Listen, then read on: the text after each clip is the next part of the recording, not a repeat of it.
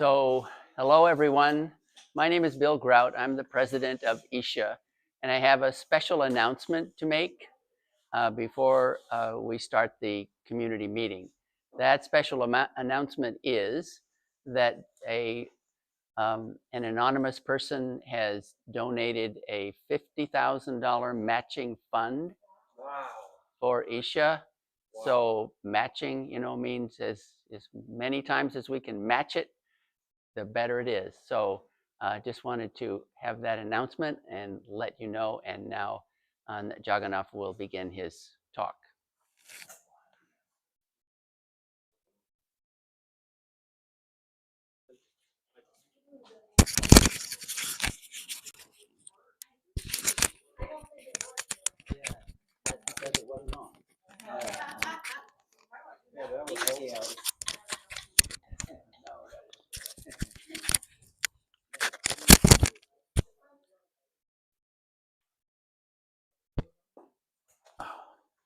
All right.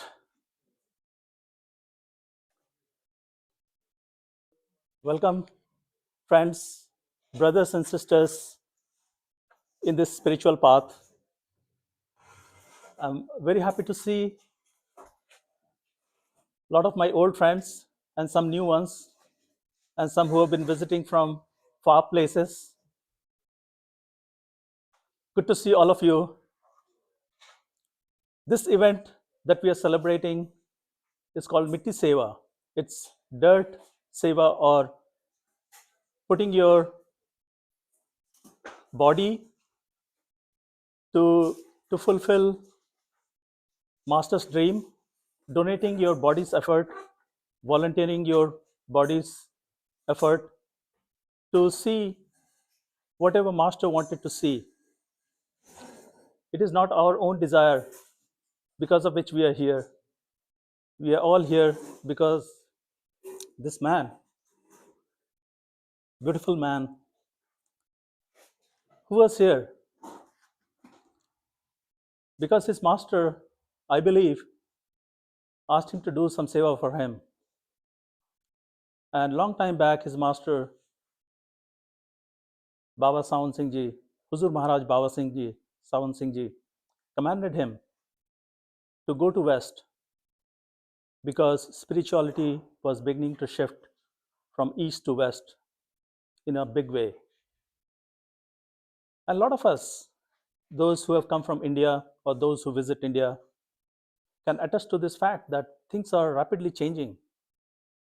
And all the atmosphere, political environment here, all the changes that we are seeing, are sort of testimony to that change happening in front of our eyes. And see how many people have gathered here. And we regularly come here year after year, month after month, to see what progress is being made. So I'm here as well, putting my little effort. Yesterday, some of us were at the meeting hall site, just little distance away from here, you can walk, where meeting hall is being constructed. And it has been a long journey for us. After Ishwarji passed away, we started the work, but he had expressed his desire, I believe 2012 or even earlier, that he wanted to construct something similar to Dera Byas over here and wanted to name it after his master, beloved master, Huzur Maharaj Baba Sawan Singh Ji. And so the work had started long time back. And in fact, when our beloved master Ishwarji came here, he started the work himself, although it was not in the form of building a meeting hall. That happened much later. But he was going around the world, and most of the time in the West, meeting people, picking up souls, giving discourses to pass on the message of his master. And his master himself got this message from his own master, Baba Jaimal Singh Ji. And the kind of effort these masters in this human body have gone through to get this message is amazing. Every time I get a chance to read a biography of any enlightened master, it shakes you to the core that how much effort these people have put to find the truth, maybe outside, but then finally they were pointed in the right direction to seek the truth inside. And the truth has never changed, but it starts by making external journey, finding somebody who can guide us in the right direction. And so did Baba Jaimal Singh ji, who at the age of 14 stepped out of his house. His father had just passed away a couple of months earlier, and his mother didn't want him to leave the family. But this young man who has been listening to various discourses from different saints who come to that part of Punjab, a place called Guman, which is close to the India-Pakistan border, and would sit at the temples, meet different yogis, and would love to hear discourses from masters. And he would read at very young age. He would read different books, scriptures, to try to understand what is said in the scripture. Is there a truth or not? And he was an earnest seeker, and such a seeker who stepped out of his house at a young age of 14-year-old and started traveling all over the world, all over India, back then on foot, which this was in probably late 1800s.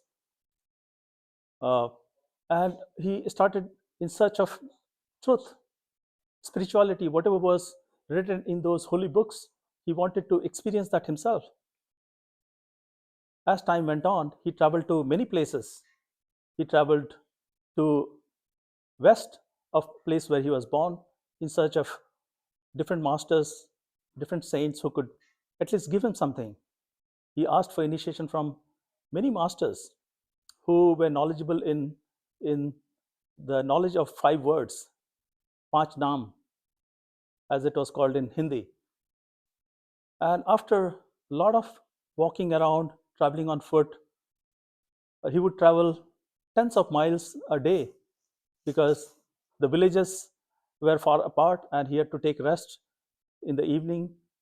So he had to start journey early in the morning, travel a long distance, and wherever he could rest, he would rest, sometimes in the village or sometimes in the forest. And after a long journey of 4 years or so, finally he landed in Agra.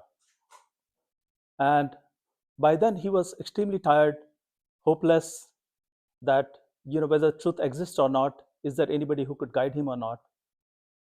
And with his master's grace, when he was totally beaten up, totally in despair, his masters called him. Through his miracle, he sent 2 people who just happened to, as he was sitting in Agra next to the banks of Yamuna and contemplating what to do next, because he had searched very far and wide, yet he could not get the answer that he was seeking. And it just so happened that there were 2 disciples of his master, Swamiji Seth Shivdayal Singh of Agra. He sent a couple of disciples, and they just started having a conversation while Baba Jaimal Singh ji was sitting on the banks. And he overheard the conversation being talked about a master who has complete knowledge. He gives discourses and so on. And so that raised his curiosity, and he asked these 2 disciples where he could find this person. And of course, they led him to his master. And upon seeing Baba Jaimal Singh ji, this Swamiji, as he's fondly known, Swamiji of Agra, he remarked, "Here comes my friend, long lost friend." And Baba Jaimal Singh ji became a disciple of this master Swamiji. Initially, he had a lot of hesitation that how can I be a master of, how can I treat this person a master because he's not Sikh. And Baba Jaimal Singh Ji practiced Sikh religion. And so it was a little concerning for him that he would take somebody who is not of the same religion that he followed as a master. Yet his master convinced him, told him that these are just outer forms, these are outer practices of different religions. That doesn't make us any different. It's the same type of blood that flows in us. We are all human beings. There's no difference amongst us. Are you still seeking a truth, or you are just seeking something that is different, outwardly different? If you're really seeking truth, you have to let go of all differences and find the truth that is common to everyone. And then he realized, then Baba Jaimal Singh Ji realized that yes, he's seeking the truth and he cannot just go by outer embellishments, outer practices. And he became a disciple. And he started his journey from there. And when Swamiji passed away, he commanded him to go to Bias and go to Punjab and spread the teaching. And finally, when Swamiji passed away, he took, and after his retirement, he finally settled down in Bias. So that time, the Bias River was very strong, and he decided to put up a shelter next to the Bias River. And back then, it was just a small hut. And there was a lady who accompanied him to take care of him, and there was another hut for that. So it started just with two small huts. And if you see now in Bias, you can't find those huts. It's probably unrecognizable. And so the work started from there. And when our master Ishwaji was here, and when he picked this place, he compared this place with the earlier times of Bias, where his master's masters put the foundation over there. In fact, when Sawan Singh Ji came in Baba Jaimal Singh Ji's life, he wanted to put up nice buildings, and Baba Jaimal Singh Ji didn't want any building to be created over there. He said, I do not want to be tied to any particular building. Well, if you want to still construct any building, then you'll be tied to this place. And that's how it happened. And in time, Sawan Singh Ji, who was a civil engineer, who constructed many infrastructure in Punjab and in northern part of India, with his all knowledge and with the help of many disciples, he started slowly making small satsang ghars, small buildings, and finally the building that most of us see. It was constructed after a long time. So Ishwaji, when he was here, he compared what we are about to do with Bias, and we have a very humble beginning as well. But we love our master because of whom we are all here. And in 2020, and he looked at some of us who were sort of working with him, and he picked some of us and gave me a task of chairing this committee called Dera Building Committee. And although a lot of work had already happened here, we had been working on many designs for the meeting halls. He wanted to make more progress. And so he picked some of us and gave an order to start working and to see that his vision comes true. And as some of you might have seen in his discourses, he wanted to see the building completed and wanted to offer that building to his masters and specially name that building and this place as Dera Baba Sawan Singh Ji, USA. And so some of us are still busy trying to fulfill his work, his dream, and we do not know when this will be completed. It doesn't really matter. The building is not is the final goal. It is, of course, it has its own place, that where a lot of people can come and attend meetings, have satsangs, have shelter, can have meetings, different kind of meetings, and provide a place for people to have different kind of discourses, have people of similar thought, similar vibration, meet, help each other, grow a community. Because according to what's happening in the world and how the axis is shifting, this transition is very traumatic for a lot of people. We wonder what's going to happen. Yesterday itself we were wondering what is AI going to do in our life and how many jobs are being threatened. But this has happened for a long time. It's just that because of news, we come to know everything that is happening immediately, and it occupies our mind. It keeps our attention outside thinking about these aspects. But these worries never go away. We are in this world because there's a balance of positive and negative. This duality that we have in front of us, it is always there as long as we live in this body. And we are here in this body because we wanted to experience something different. We wanted to have a human experience. And as a part of human experience, we see a lot of ups and downs, a lot of misery, a lot of good time also. When you see small kids, running around, it gives you so much happiness. You feel that, okay, they are completely free. They have nothing occupying their mind. They are not busy in their thought. They're completely free of any thoughts. They just want immediate happiness, and they run around, they chase things. They don't have much. They're happy. And look at us, after having gained all the knowledge in this world,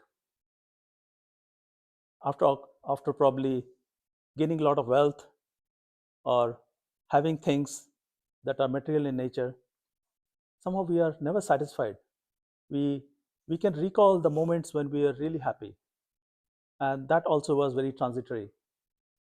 We can't even remember the amount of happiness that we had. We just have fleeting experience. Masters tell us that we are here because we are having a human experience. We wanted to have a human experience.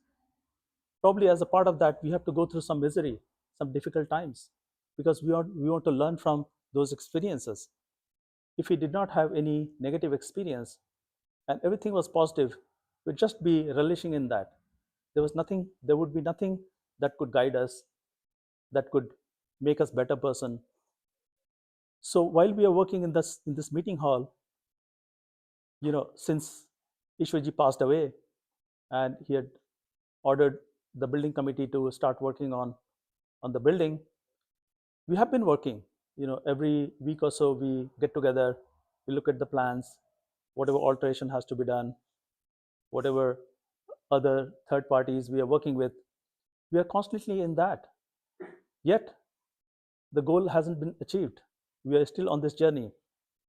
We have made mistakes, and to be a human means that you will be making mistakes. To err is human, and that's what we find ourselves doing as well. All of us are human. If we were not human, probably will be some other form of life where we won't be able to even participate in this. If we were plants, trees here, we won't be able to do anything to participate. We won't be able to help construct this building. We won't be able to attend these meetings. We won't be able to attend any discourses. We won't be able to use our faculties to direct our attention towards the right thing. When we have meetings, we discuss, we focus on things what matter, what we need to do next in a couple of weeks, what things need to be scheduled. We make use of the faculties that is only given to human beings. If it was plant, if it was animal, if it was some disembodied spirit, they won't be able to participate. We won't be able to see them. We'll probably be scared of them. And if we were angels or some other astral entities, probably we would have full knowledge of what is to happen. and then we won't be able to make any decision. Because of this lack of knowledge, we, we are able to use our judgment, we are able to proactively do things that we feel is better, that is conducive, and especially being in the spiritual path and being blessed by this master, we want to see his dream fulfilled. So we are able to take measures that will help his dream getting fulfilled. So many of us have been working on this, not just the building committee, but there are a lot of folks who participate in data. Data is integral part of this whole thing. It's not just building. This room that we are sitting in, this building that we are sitting in, pole barn that was recently constructed. Prior to that, we had another garage where we have a library, and recently a dining hall was also constructed. So there is constant work going on, and there are volunteers always here to help. And these are not being done for me or you. This is for everyone. We are all part of this dream. We are all part of this transition that is happening to the West. And slowly, we are able to see it happen. We are able to see it being realized in some form or the other. When will the building be completed? We don't know. All we can do is we can put our best effort and let Master's grace do the rest. It will happen when they say in Indian spirituality, things happen when the time is right. That doesn't mean that we pick a specific time, 2027, maybe January, some random date, and that's when it happens. No, it means that all our vibration also need to match. Ishaji many times said that there were people who came forward who wanted to single-handedly construct this building, but he refused. He never thought that anybody should be constructing this building by themselves. It's an effort by all the volunteers, all the satsangis, and he wanted everybody to reap the benefit of this seva. He extolled the virtues of doing this seva. While doing this seva, we forget who we are. We forget each other's background. We have jokes, that we share amongst ourselves. We cry, we remember Master. As Master himself used to say, how he carried just a few bricks on his head when the data was being constructed. So we are also putting a little bit of effort. Yesterday, when we were doing the Mitti Seva or dirt volunteering work up on the hill, a bunch of us were pouring cement, and it was a hard work. And yet, all of us were very happy to either stand there, do a little bit of work, and get our clothes dirty. We didn't mind. We were happily doing that. And this morning, as I was getting ready, I saw there was a lot of dirt on my shoes. And I was thinking, how should I clean it? And I looked around, okay, maybe I wanted to use water and just try to get the dirt off. But I realized that, okay, probably it's not going to come off just with water. Unfortunately, I found a makeup remover kit. And so I thought, oh, how handy it is, So I took one of those and wiped it off, and it came off so easily. Then I realized that Master always talked about us wearing so many masks. And in India, when there are some special kind of dances that are performed, artistic dances, or when you have different kind of fairs, and people dress up as somebody else, and they put heavy makeup that you cannot even recognize who the person is under the cover. And people enjoy all these dances.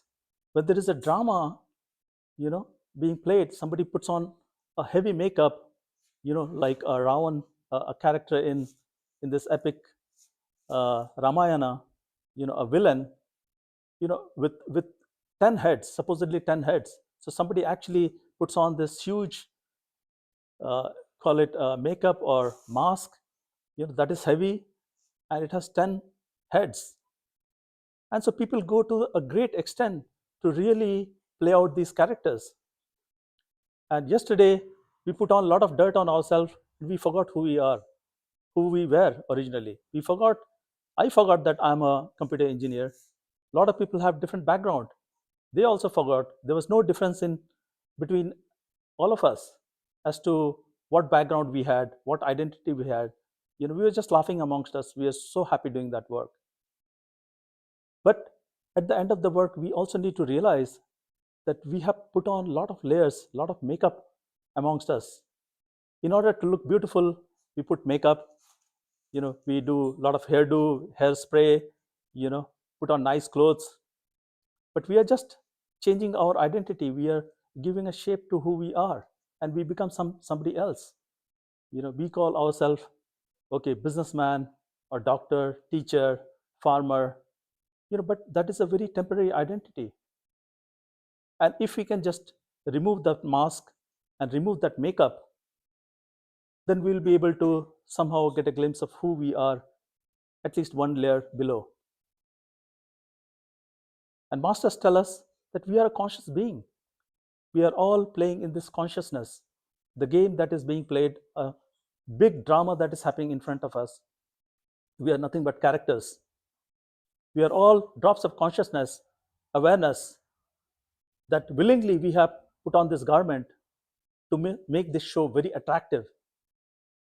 Just imagine if, as a normal human beings, we go to the extent of putting a heavy makeup to play out in this drama to make sure that we act out the role properly. And even in Hollywood and big dramas that gets played in big theaters, people go to a huge extent to practice, get the makeup right, get the attire right, get their positions right, get the dialogues right. If, as a normal human beings, we can go to that extent to convince our audience that we are truly the character that we play, just imagine, as being consciousness, what can we do? Consciousness has no limit. If you are totality of consciousness, if you are the God, ultimate God that created this whole universe, multiverse, multiple dimensions, what can he do? What can he or she or it do? It has no boundaries.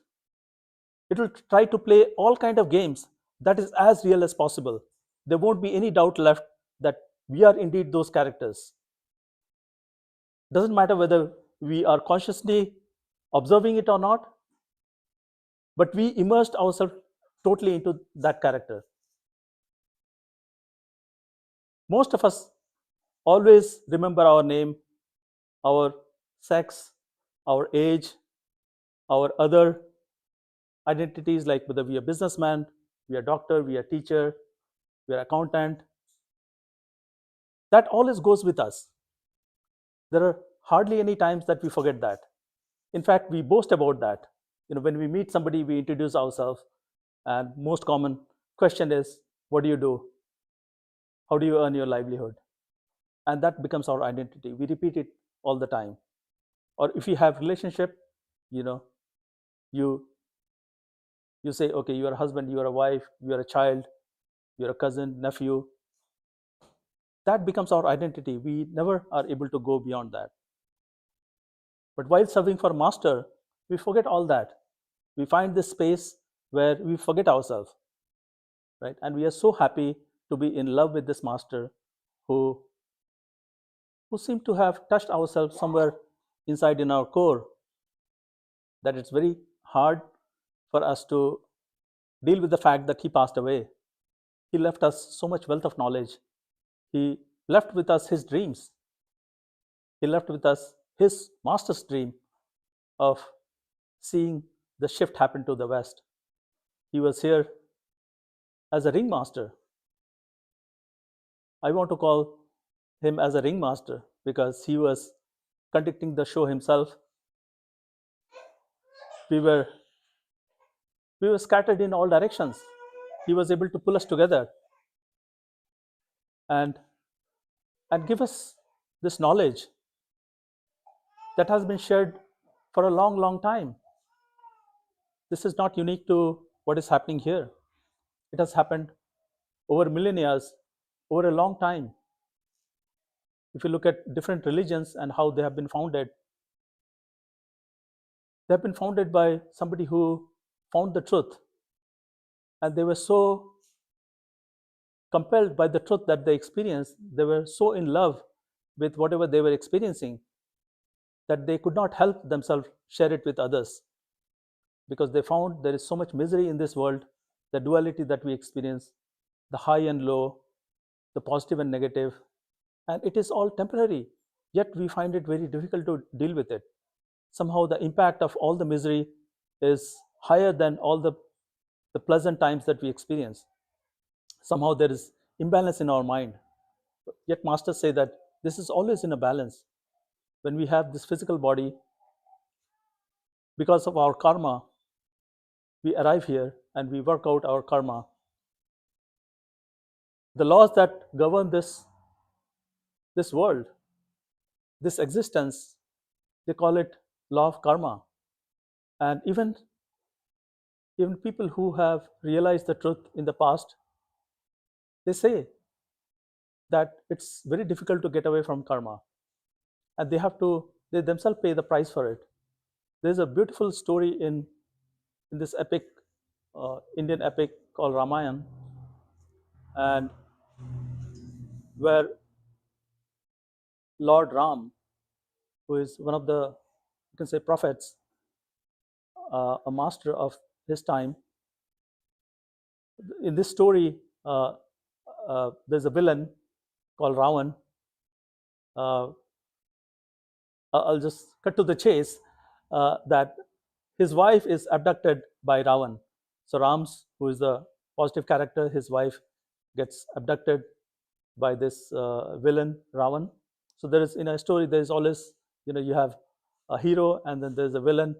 So similar to that, but there is a lot of twists and turns along the way. And so this king, he was a king Ram, who had been ordered to go to jungle for 14 years. And so this king, with his few friends, brother and his wife, go to village and they live like a sort of monk, you know, because they have been ordered to do so. And from this forest, basically, his wife gets abducted. Now, upon finding out that his wife Sita is missing, he went on a search everywhere, and then he doesn't have too many things, too many people to assist him, and he finds out that his wife has been abducted by a king called Ravan in Sri Lanka, and he was quite far away, and he needed a lot of help. So, because he was in a jungle, he found a monkey king called Bali, and so there were two monkey kings wanted to be the supreme, king of monkeys, and they had fight amongst each other.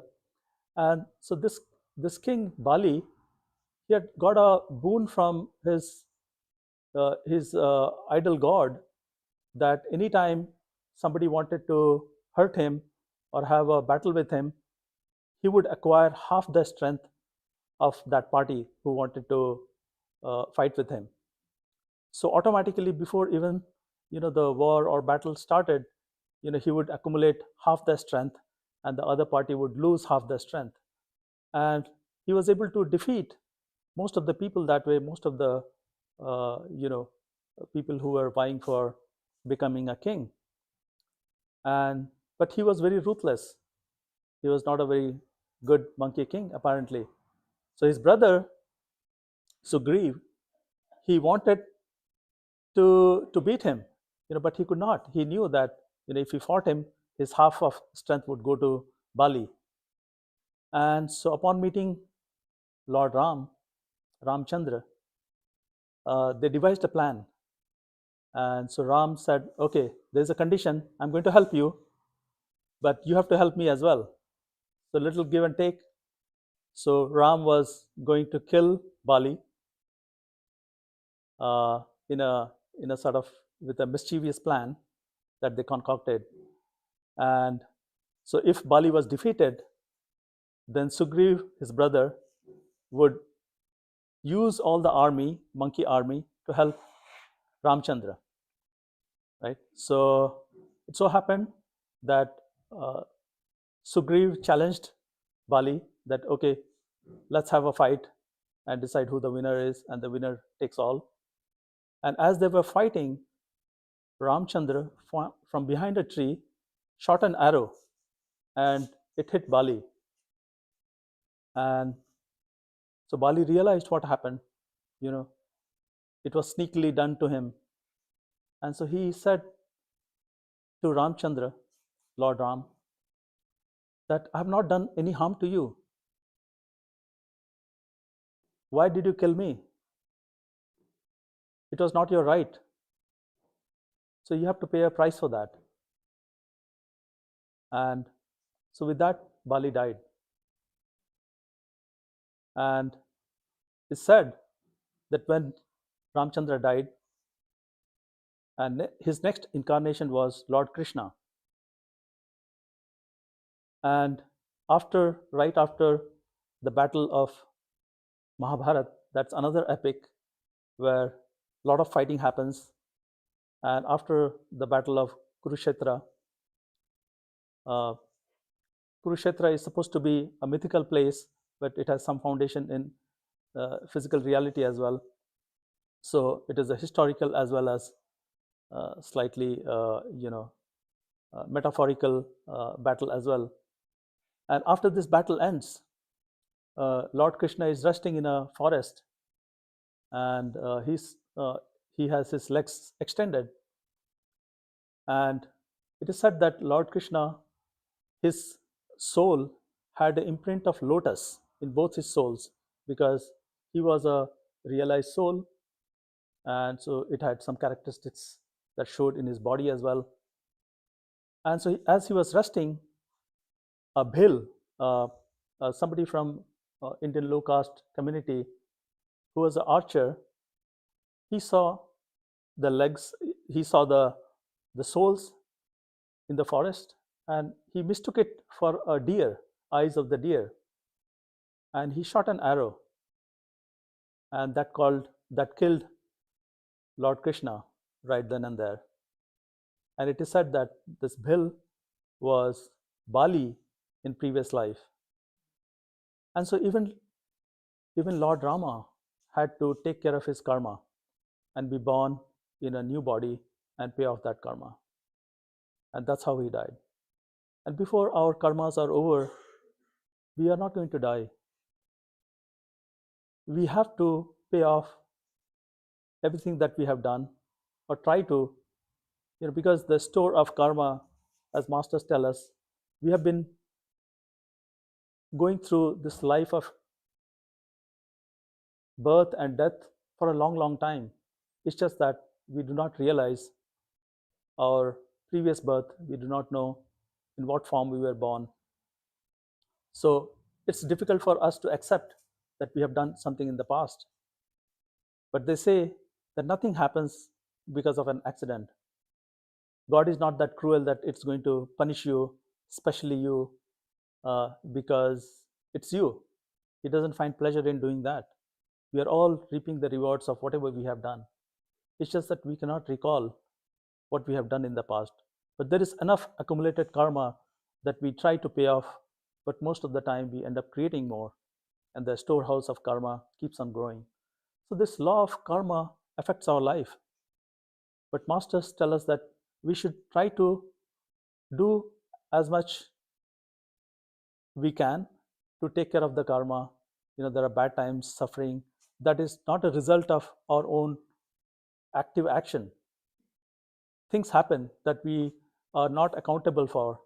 Those we can take it as result of our past karma, because we are helpless. And sometimes, no matter what people tell us, we are hell-bent in doing things that are probably, in retrospect, not good for us. But somehow our attitude also keeps us in a direction that somehow results in paying off karma. So maybe we should just rejoice that we have paid off a little bit of karma and our load is less.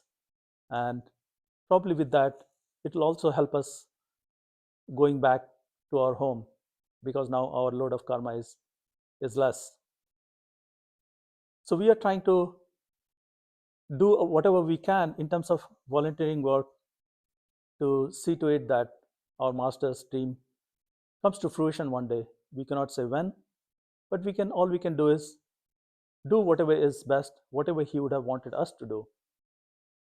It would mean that it could mean that changing the plans many times, learning from our mistakes and redoing things. Like last time I was giving an update that we realized that certain mistakes have been made, and upon inspection, we found that we have to correct few things. And so rather than blaming ourselves, cursing ourselves, it's better to just move on and learn the lesson and move on.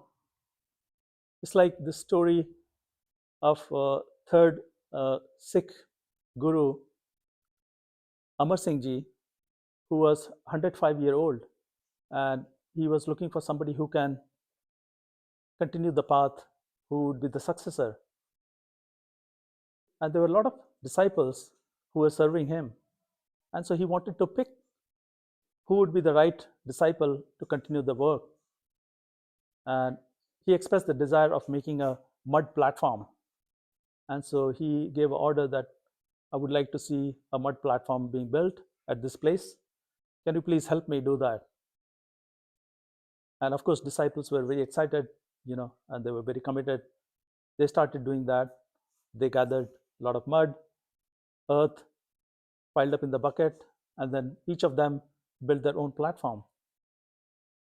And the master looked at it, inspected, and he said, I don't like it. Can you make another one? Please make another one. And they made another one. He inspected that. He didn't like that either.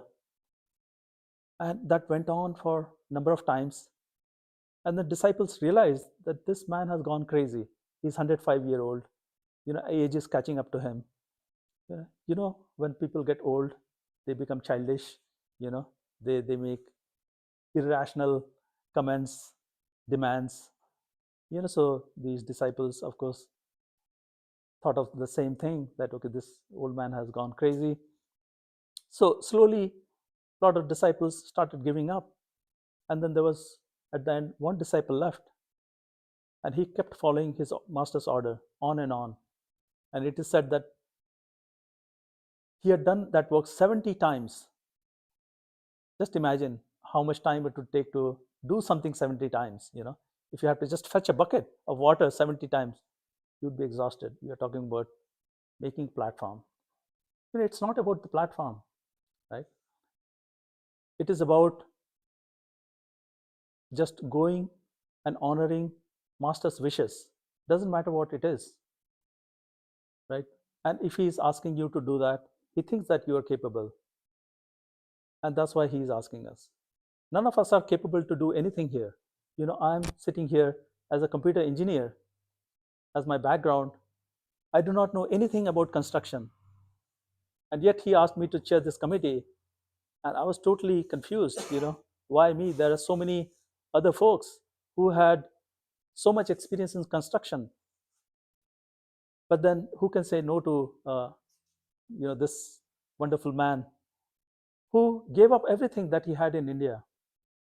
The first time I saw one of his lectures where he asked people who were in attendance that he wanted to have a dera and a meeting hall, a building here, and how many people wanted to volunteer for that.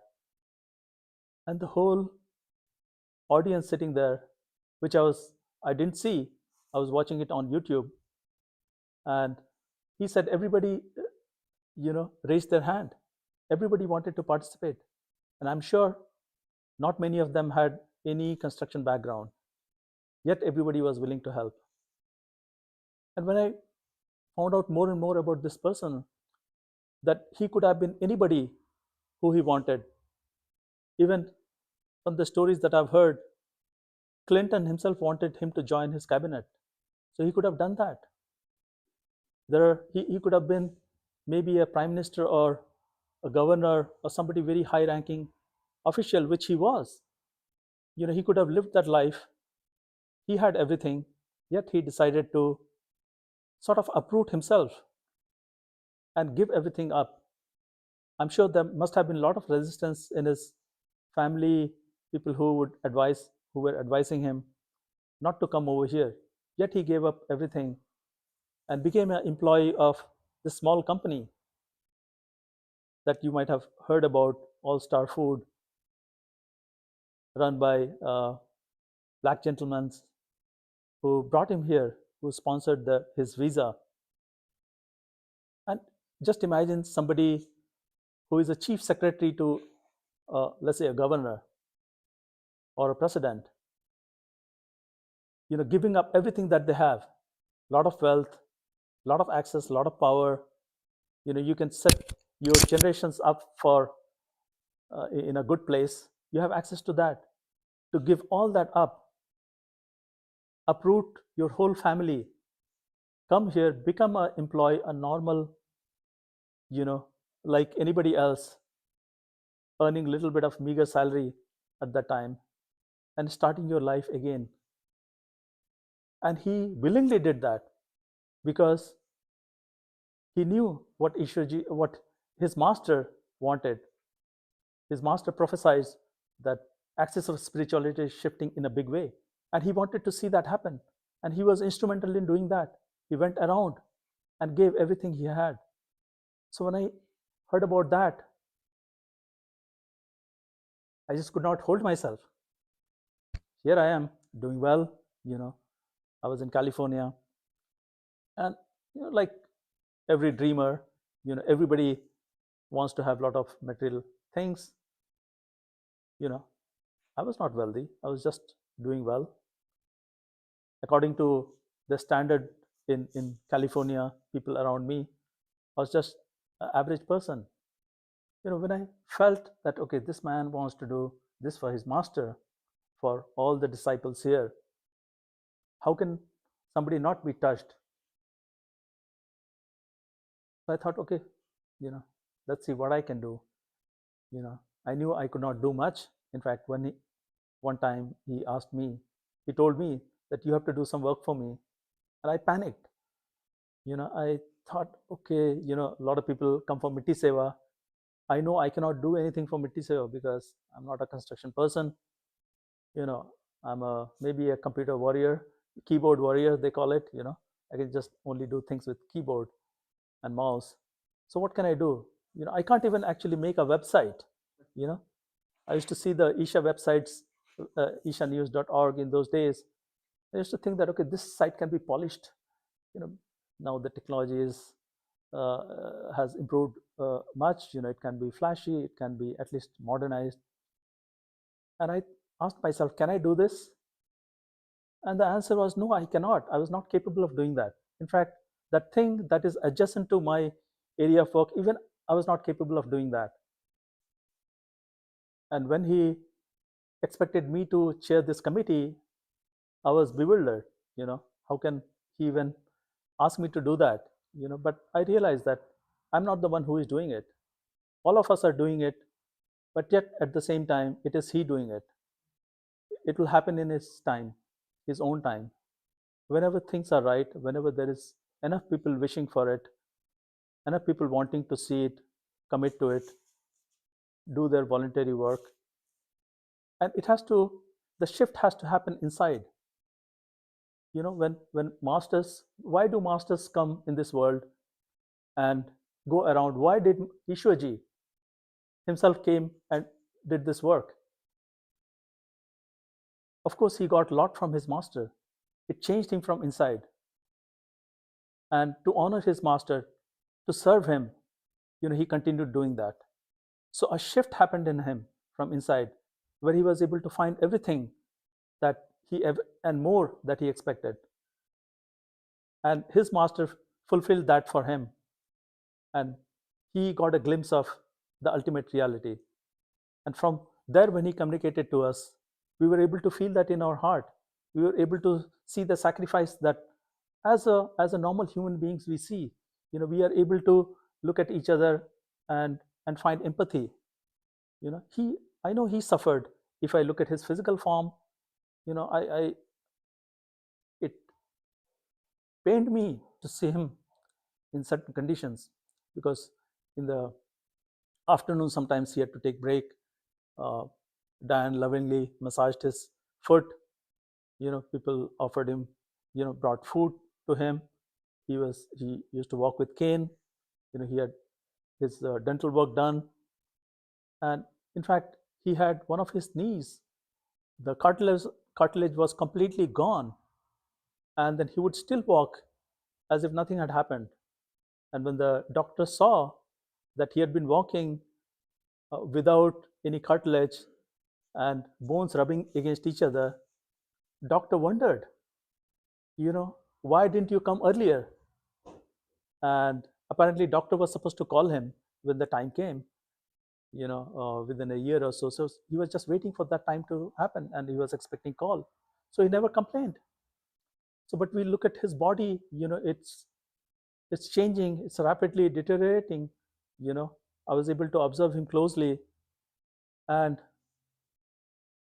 sometimes he would say that, with every breath that I have left, I'll continue to do whatever I can to serve my master. That was all he wanted.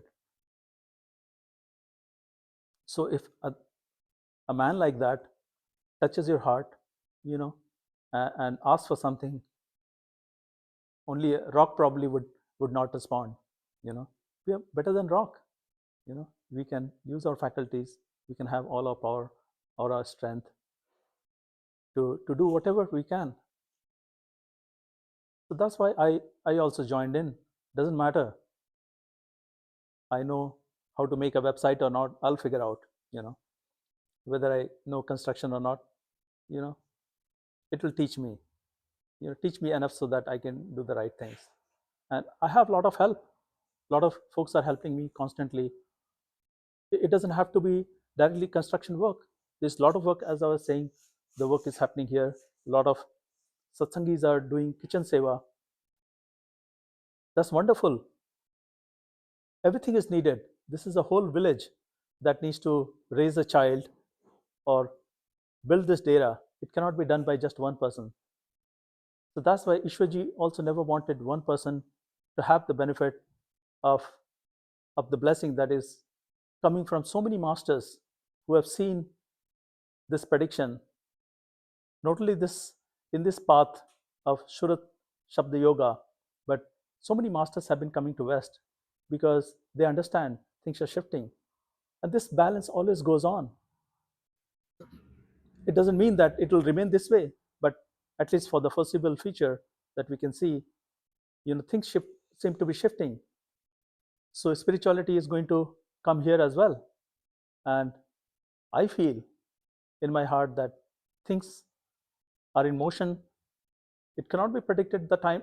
We cannot predict. I, sitting in this physical body, definitely cannot predict anything. I'm just a humble disciple, just trying to do my master's work as much as possible. I have no visibility into the future. I just attend to things that is right in front of me. I just wish and hope. A blind man can only hope. We are all blind, but we are guided by the magical words that he left for us. And he's in our heart. Some of us who are able to tune to him are guided by him. Sometimes he responds to us through mysterious ways, signs on the highway. Just a couple of years back, I was very desperate to hear him, to get some guidance from him. And I remember I was going to airport to travel to Chicago, and the deep inside me, I was very anxious, because I wanted to see some uplifting message that he is still around. And I was looking outside, and then I saw a huge board that said grace. And I thought, okay, he's here, he's confirming. So if you have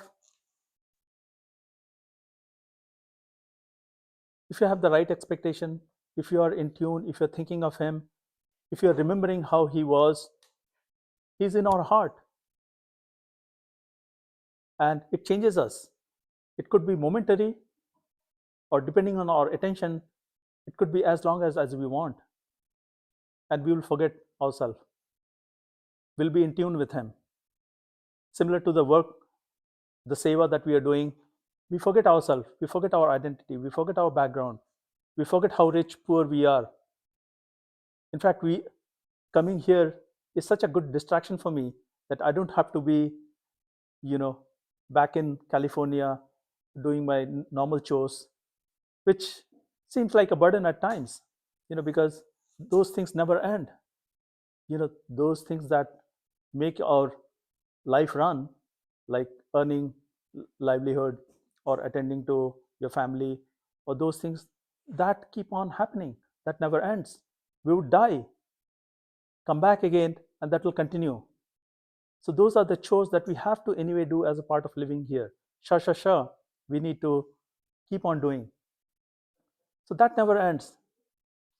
But what we can do is change our attitude, keep thinking about him more and more, and be in tune with him. But when he was here, he was just not here to give discourses that are lost, but he wanted us to learn something from all his discourses. He said that as a part of human being, if we are able to touch this unconditional love, that is one part of human experience as a satsangis, as somebody close to masters, that we feel, that we experience. It is quite different from other human beings who are also human beings, who have the same capacity, yet we are somewhat different because we are touched by that unconditional love, because of which we are willing to surrender everything. We are able to make as many platforms as our master wants, right? We don't care. Some of us decided to move up here, and some of us decided to retire. Some of us are still continuing to do our daily chores in our daily lives. But it is important where our attention is. Our attention creates this reality around us. That's what masters come and give that message about us being a conscious beings, and saying that this is a world of duality. So we cannot expect anything different. We have to experience as a human being ups and downs, low and high, positive and negative. It is going to be with us. We cannot avoid it. This is part of this human experience. But they also tell us that because of this misery we have this question that comes up in our mind because of not having that knowledge as to what we have done in the past. It raises question, what I have done to suffer this consequence? If you have an accident, if you lose somebody, or if you fall ill, if you lose your job, if you lose your business, you wonder, why is God punishing me? You have this constant nagging question. You cry. You sometimes cry with others who are empathizing with you. But we have this nagging concern in our mind. What's going on? Why can't God help me? Is there a God? If there is a God, he should be helping me. Why isn't he helping me? But sometimes God comes in our midst, but we cannot recognize him because God takes the same form that we have. If he had taken any different form, if it came as a tree, if it came as a bird, would you be able to get the message? No. There are people who communicate with the birds, but there may be very few. But could be that it's our mind that receives the message and makes up whatever it wants to hear.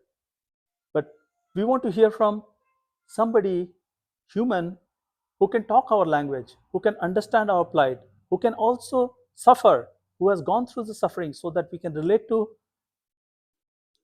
their suffering and somehow become friend.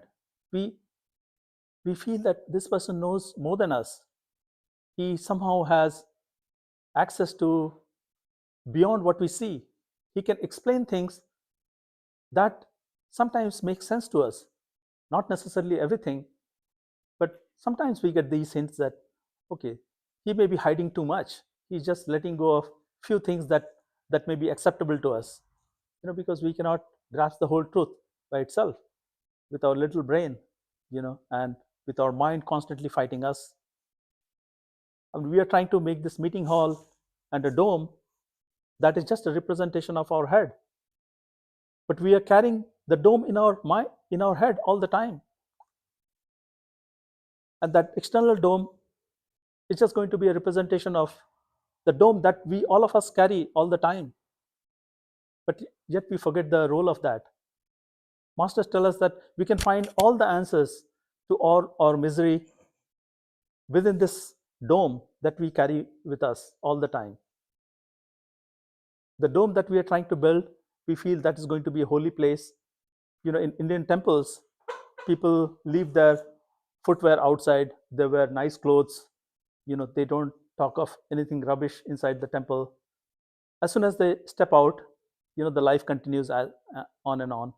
You start talking rubbish.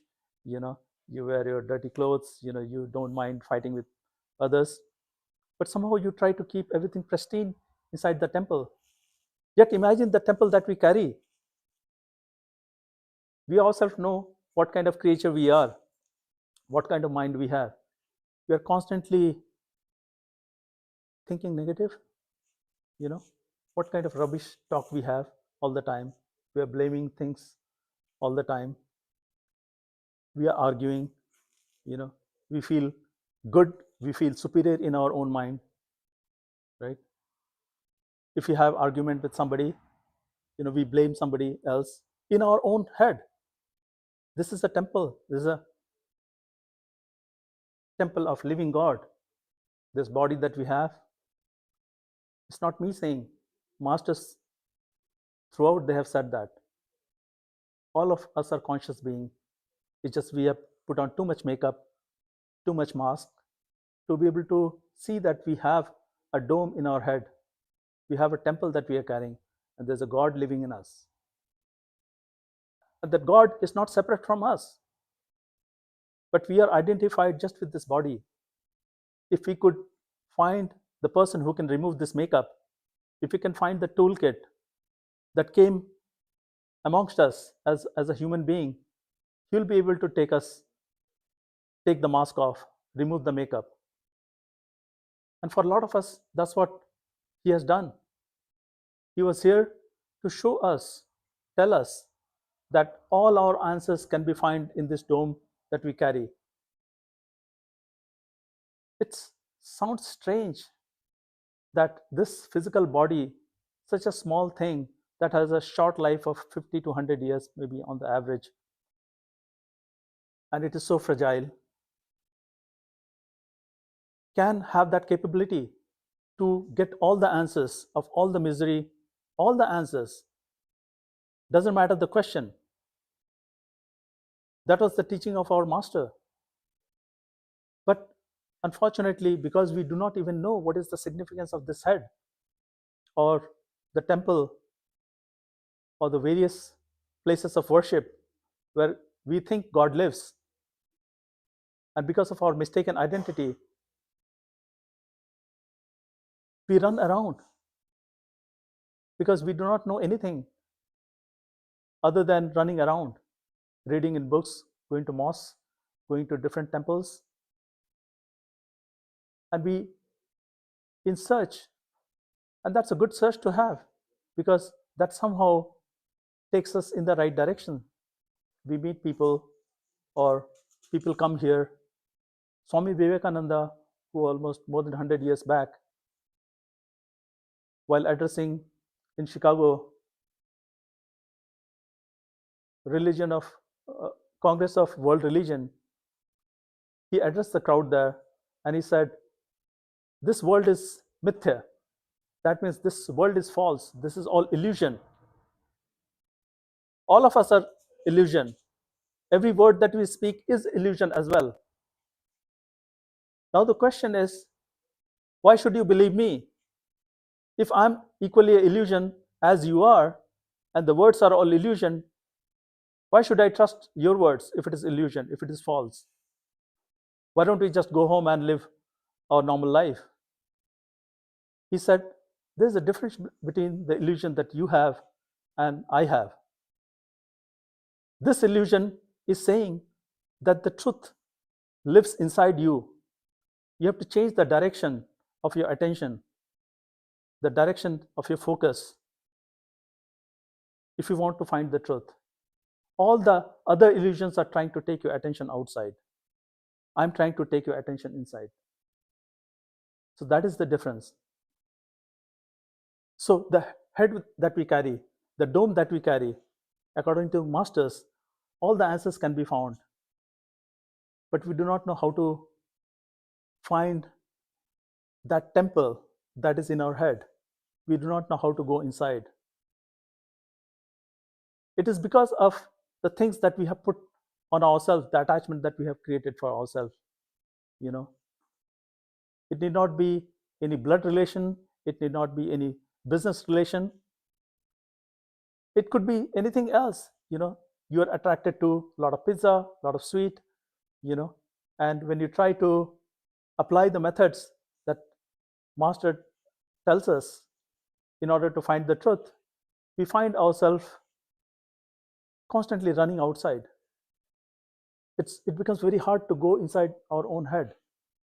We cannot envision this as the temple that we want it to be. It should be like a mosque, it should be like a church where the God is found. And how can we, if we are conscious being, how can we find that truth? How can we find the temple where the truth exists? Master tell us, and it is constantly our experience, that we use the faculties that are part of this physical body to experience this world, experience all the ups and downs in this world. And through these different gates, doors that are built into our body, 9 doors, that are constantly taking our attention outside and giving the experience of this world. There's a term in India, translated in English, self-realization. We all have self, and we haven't realized that truth. If we can realize who we are, that is, if we have yoga, communion with the true self, then we will understand the truth. That doesn't mean whatever we experience outside will change. The duality that we have will change. But our knowledge will grow. We will, right now, according to some of the Indian principles, we are sort of blind. We are blind in the sense that we do not have true knowledge. That's why we have darkness in front of us. That means there is a veil that is in front of the knowledge, that is there in front of the truth. So we are unable to penetrate that veil, and that is the veil of knowledge, a true knowledge. So we are experiencing this world through the senses that is built into our body, through the 9 doors that we have: 2 eyes, 2 ears, 2 nose, mouth, and 2 lower apertures. And we constantly use that to operate in this world. And that keeps our attention outside all the time. Not only that, we have put on more masks, right? We have our own identity as a professor or a doctor or whoever you are. And we ourselves confine our image of who we are to that. Even at times when we let go of that, we do not somehow uncover a different reality. We find ourselves in this body. So how can we go back if we are consciousness and we have put on these different garments, masks? That there should be a way for us to somehow find that true self. And they say, masters tell us that through our effort, we are always going out. Effort is related to our mind, and we put all our actions, activity using our mind. Even if you're not doing any physical activity, you're constantly paying attention to outside things because we do not know what is inside us. And outside things we can relate to. So that's why we constantly, even when we try to meditate, when we sit in a quiet place with our eyes closed, hoping that we'll be able to get into the temple, we do not, somehow we cannot pull our attention back enough. We cannot let go of different thoughts that arise in us. The conversation that we had with somebody yesterday, or in the morning, or maybe a couple of months back, those get replayed in our mind all the time. Or something that is bothering us, that replays in our mind all the time, and we are somehow entangled. It's like having some sort of glue in our hand, and we are just trying to get rid of the glue that is tying us. By no matter how much hard we try, the glue is stuck to our hands, fingers. And even if you use different fingers, we cannot get rid of the glue. What we need is maybe a soap that can, rinse this off. We try to practice detachment. Yesterday we were discussing with somebody, how do we practice detachment? And Ishwarji had already said about that we cannot practice detachment. We have only power that we have is to attach. And because of we are all conscious beings, we have awareness, we are able to use our attention, and using the power of attention, we are able to attach ourselves to whatever we want. As he beautifully had said many times in his discourses, that the power of attention is one of the things that human beings have been given, using which we can gain knowledge. And we don't have to get rid of knowledge of something. By the mere fact of trying to get knowledge of something, we automatically lose knowledge of other things that are in the background. Right now I'm talking to you guys. We understand that we are sitting in this room. This is part of our awareness. But it's very hard to do anything with the awareness. When I talk, when I look at you, my attention goes to you. And then I can make out somebody's wearing green cap, somebody's wearing orange dress. I can make out, but when I just use my awareness, I cannot immediately tell what someone is wearing, what someone looks like. I can only recall from my memory. But if I want to gain knowledge, I somehow have to use this faculty of attention. When there is a small child, and we have to get some, let's say, homework done by this small child, but his attention is in playing outside. We tell him, focus, concentrate on your work, right? And when we have to read something, we stop thinking about what is happening outside, what is in the room. So somehow we have this inherent God-given faculty in everybody, regardless of race, age, nationality, right? We have all this faculty to direct our attention to gain knowledge.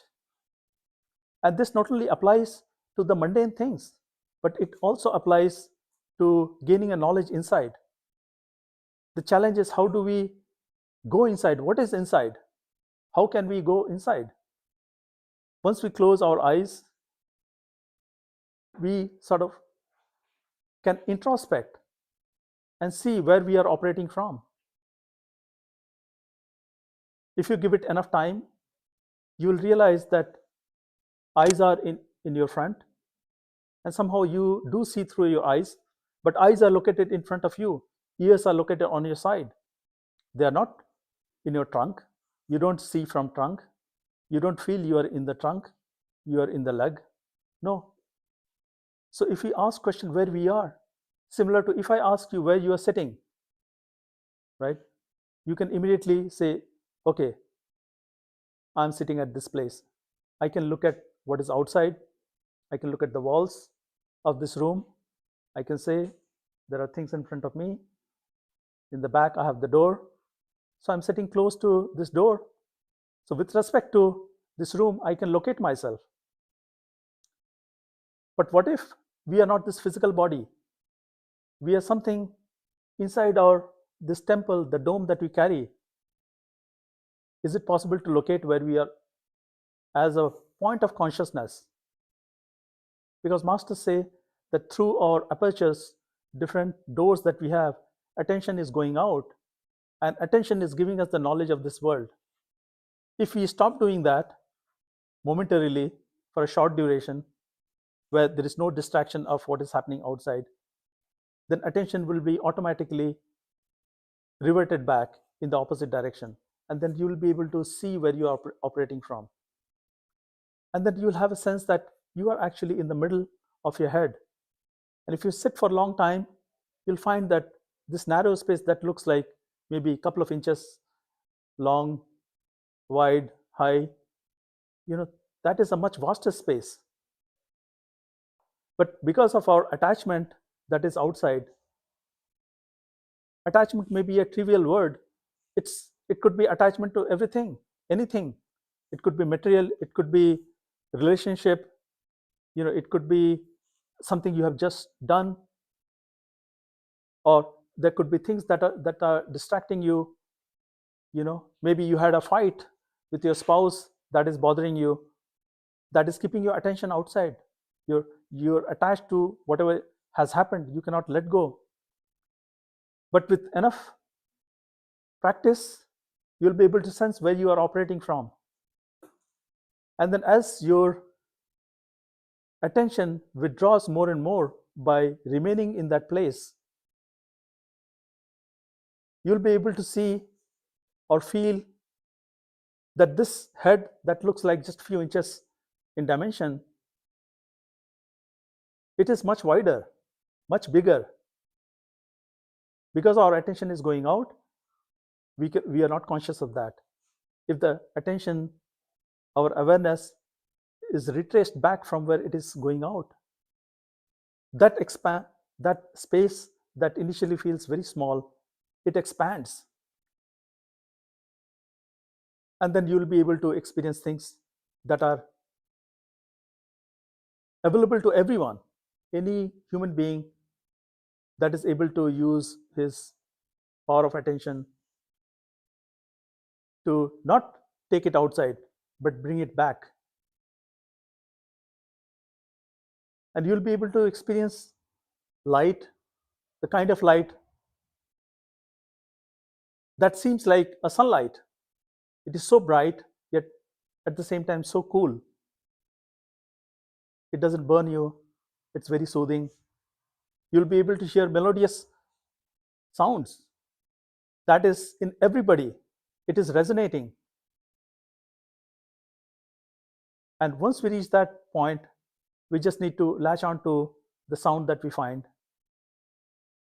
And the sound has so much power to take you back home. All we need to do is latch on to that. Different mystics in the past have said that it's like a ship. All you need to do is just sit on that ship and it's going to carry you.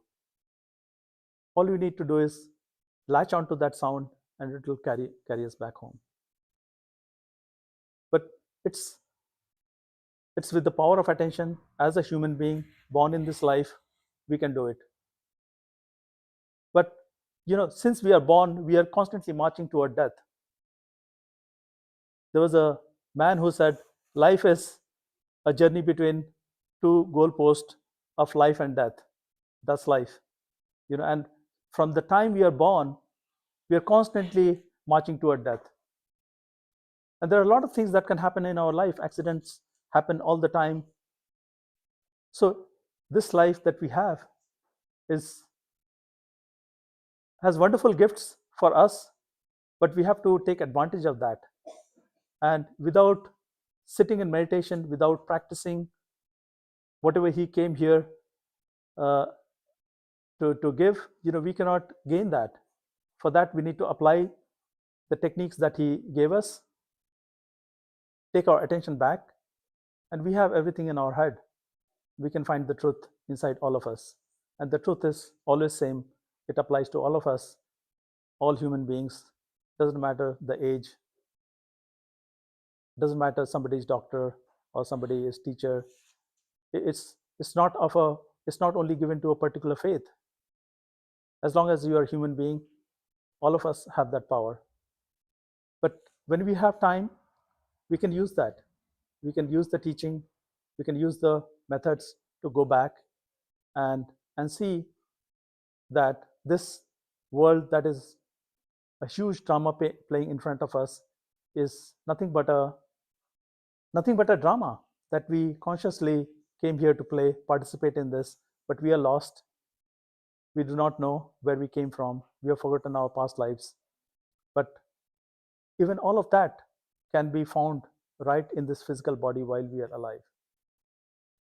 And while we are alive, we can do that, but as soon as we pass away, we don't carry anything. We leave everything behind, and whatever karma we have accumulated, whatever knowledge we have gained, that will stay with us.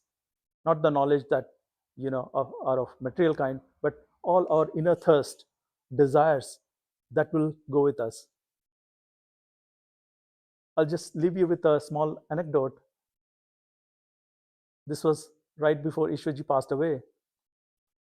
I was fortunate enough to be celebrating his birthday in Chicago, and we had two cakes, and so a cake was brought out with two candles in them, and then he blew the candles, and we clapped and sang happy birthday to him. And then another cake was brought, and it had three more candles, and then he was surprised. Oh, another cake. Anyway, he cut the cake, he blew the candles, and so as is the custom, when you blow on the candles, you express your desire, you pray to whoever and express your desire for those desires to be fulfilled. And he said 5 candles, okay, 5 prayers, 5 wishes. And he said, but all the wishes are same, and I over time, I wondered what is the meaning of what he was saying, what was he desiring. But every encounter I had with him, he would constantly talk about his master, and the love he experienced from him and the closeness that he felt. He could not shut up about that. He would constantly talk about that, and it always wondered me, what is this love that he talked about? I felt that he's talking about maybe 5 names, but then he said, all wishes are same, all 5 wishes are same. So I felt it cannot be anything but having or being with the master. And just in 2019, last time he was here, I just came to know recently. So a lot of us were doing Mitti Seva here, and this was the picture that was taken in 2019 September event. A lot of people were in the garden, and he was taking a lot of personal meetings. And I was also here to assist with some Wi-Fi seva. And in the Isha basement, he was conducting meetings, and it was getting late, 5 o'clock or so, and I was just waiting so that he could leave and I could do my seva, because I had to be in the basement. And after he left, people indicated to me, now you can go in and do whatever you have to do. So I got a chance. So right before he went upstairs after the meeting, he came out, and he seems like now in retrospect he bade goodbye to everyone. And that was a wonderful shirt he was wearing, and look at the beautiful work done by Suzanne in taking this picture. And so as I was getting ready to go inside, Dan came and pulled me, and he said, "Come, come." I thought, where? I'm supposed to be doing seva, and she said, "Yeah, yeah, you'll do seva." And yet, rather than going to the basement, she started taking me somewhere else. And I was thinking, well, that's a roundabout way to go to the basement, you know. And I'd never been to the house where Ishwaji used to stay. And yet she took me there for the first time. And, she asked me to go and sit. And I was surprised that, what is this seva? And anyway, she told me to, do my work from there. So I had my laptop and I started doing whatever I had to do. And I didn't even know that Ishwaji was there. And then he just came out and he looked at me, oh, with a surprise. "Oh, Jagannath, you are here." Acted completely surprised. And I was like, "Oh, yeah, Ishwaji, I have to do some Wi-Fi work here." "Oh, okay, you can do that from here." I said, "Yeah." And he complained that, Wi-Fi upstairs is not good. If I could fix it. I said, "Yeah, I'll try. Yeah, I think it can be fixed." And then he started showing me the place. And he said, "Okay, look at all these things. My wife bought it, as we toured different places." And he gave me the whole tour of the house. He talked about who owned this house at different times, uh, what happened to the garage. Apparently the garage was a little far away, and then when they would come and it would rain, they would get wet while bringing in things. So he wanted to move the garage adjacent to the house. So he gave me the history of the whole house, and I was a bit shocked. And meanwhile, some call also came. He attended to that call, and I was so nervous. I didn't want, I didn't even want to look around in the house. I thought, what if he caught me, looking at certain things? And so my gaze was fixed at him. And so, yeah, after that, he let me do his work, and I gave him the password that I'd chosen for the house. He was very happy with some of the password that I chose. You know, uh, uh, Something like "God is great" or "God is great," uh, dollar. So he was happy with the dollar sign. So for such little trivial things, he made special remarks. He expressed his happiness. And I ended up spending probably 40, 50 minutes just being in the house in his company. And I thought, okay, that after that was over, of course, there were people waiting for me, because we had to go back to the hotel and we had carpool. So they were quite surprised by this. And even I was surprised that this happened to me. And only later I found out that Ishwarji wanted this way, so there was no coincidence in there. That's coming from Diane directly, you know. And so I felt that the love that he gave me, probably he knew he was going to go away soon, right? And I'd seen him up close, how feeble his body was becoming. So I was able to, in time, because I used to always question, what is this love you talk about? I don't experience it, because I would see people crying in front of him, laying his body down, and they could not overcome the feeling, that the emotional feeling that overcame them. I saw in my family as well. And I would be sitting in a corner like a statue, like, what are these people doing? He's just a man. And but slowly I started seeing the glimpse of that. And so as a human being, he often remarked, and through his personal experience of great master, where he was able to experience this unconditional love, we don't get to experience this in this world. Most of our relation has a give and take, right? Even between families, husband and wife, father and mother, right? Son and the father. There's always exchange. If the kid doesn't perform well in his studies, Indian parents, you know, uh, shout at the kid. You'll only get what you want, if you get certain grades. There are expectations from both sides. So this world is full of give and take, and transactions happen all the time, but rarely you find somebody giving you without asking, giving their whole life, right? He gave his whole life that he could have lived wonderfully in India, and he came over here and gave his life to serving his master, at the same time serving us. So whatever small things we do can never catch up to what he has done, but this is our effort, and this is a very little thing we can do in order to return something for the love that I feel I got, and many of you got. And he held your hand and gave a promise that he'll take you back home. So I hope some of us can practice what he taught. Without practice, he used to say that if you want to go to Hawaii, you just can't keep reading brochures and just look at the flight route. You have to go to Hawaii and experience that. So, and by thinking about him, we will experience him.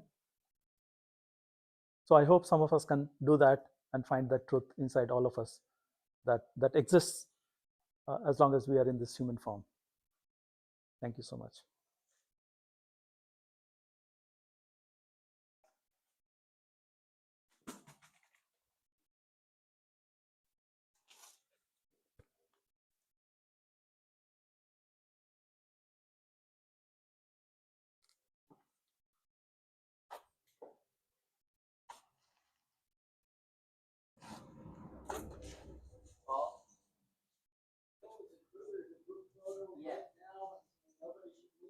Right.